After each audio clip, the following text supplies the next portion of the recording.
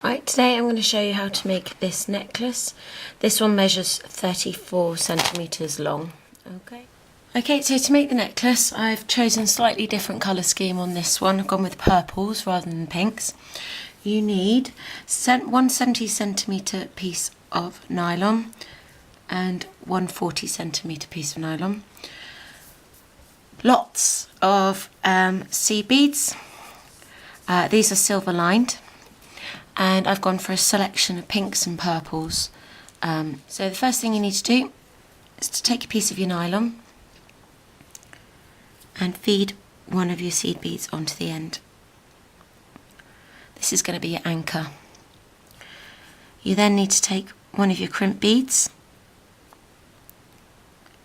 just sit it on the nylon, find the other end, the opposite end of the nylon, and feed that through the bead as well.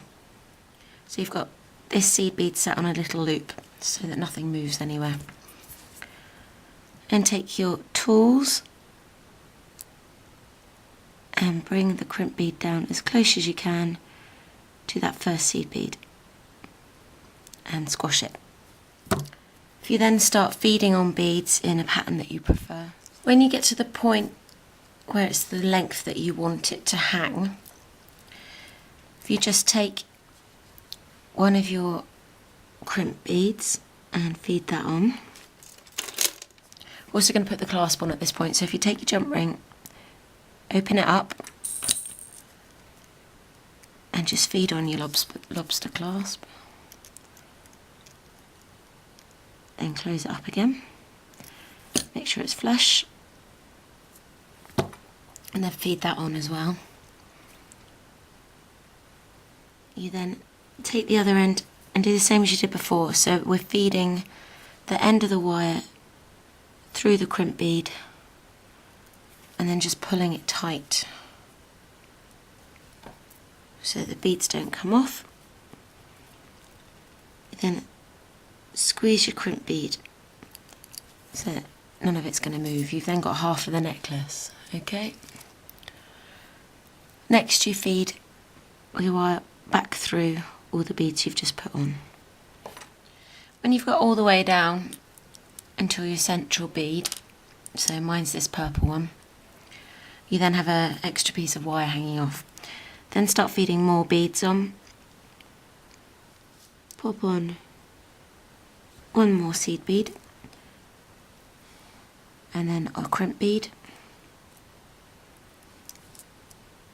another seed bead, and then you go back through the crimp bead. Pull it nice and tight, and then just flatten that crimp bead to hold the end piece in place. And just trim the loose section. Next you start your second piece of nylon in exactly the same way that you started the last one.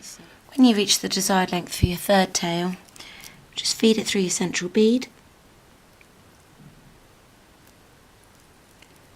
so that you join it together, and you can start making the second part of the necklace.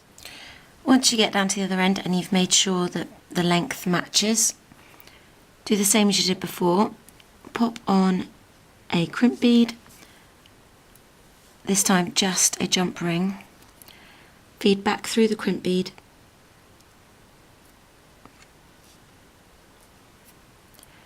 bring it all the way down so it's tight, and flatten it. Then you can trim it off nice and close. Make sure the end's tucked into another bead.